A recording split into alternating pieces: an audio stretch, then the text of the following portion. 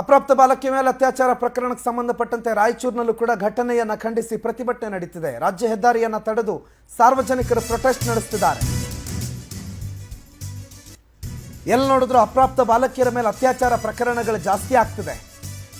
ಅಂಥದ್ದೇ ಒಂದು ಪ್ರಕರಣಕ್ಕೆ ಸಂಬಂಧಪಟ್ಟಂತೆ ಆ ಘಟನೆಯನ್ನು ಖಂಡಿಸಿ ನಾಗರಿಕರು ಪ್ರೊಟೆಸ್ಟ್ ನಡೆಸುತ್ತಿದ್ದಾರೆ. ರಾಜ್ಯ ಹೆದ್ದಾರಿಯನ್ನು ತಡೆದು ಸಾರ್ವಜನಿಕರು ಪ್ರತಿಭಟನೆ ನಡೆಸುತ್ತಿದ್ದಾರೆ. ಮಾನ್ವಿ ತಾಲೂಕಿನ ಪೋತ್ನಾಳ್ ರಾಜ್ಯ ಹೆದ್ದಾರಿ ಬಂದ್ ಮಾಡಿದ್ದಾರೆ. ಕಳೆದ 2 ಗಂಟೆಯಿಂದ ವಾಹನ ಸಂಚಾರ ಬಂದ್ ಆಗಿದೆ.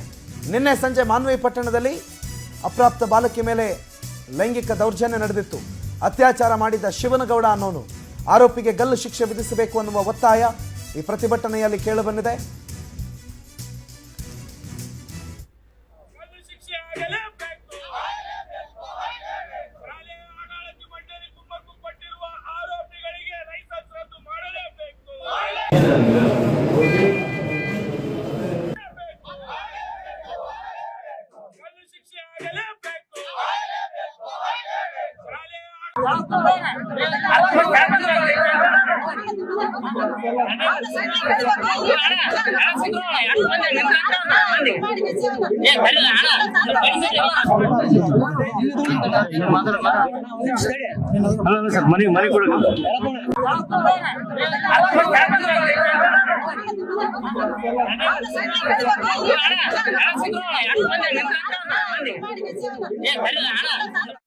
ಸಾಲಿಗೆ ದೂರಲಿಂದ ಬಿಡ್ತೀವ್ರಿ ಮಕ್ಕಳ ಇದ್ರಂಗ ಅನ್ಯಾಯ ಮಾಡ್ಯಾನಲ್ಲ ಅವನಿಗೆ ಸಣ್ಣ ಕಡ್ದು ಪುಟ್ಟಿಗೆ ತುಂಬಕ ಅವನ್ನ ಇಲ್ಲ ನಾನು ಗಲ್ ಶಿಕ್ಷೆ ಮಾಡ್ಬೇಕು ಅವನಿಗೆ.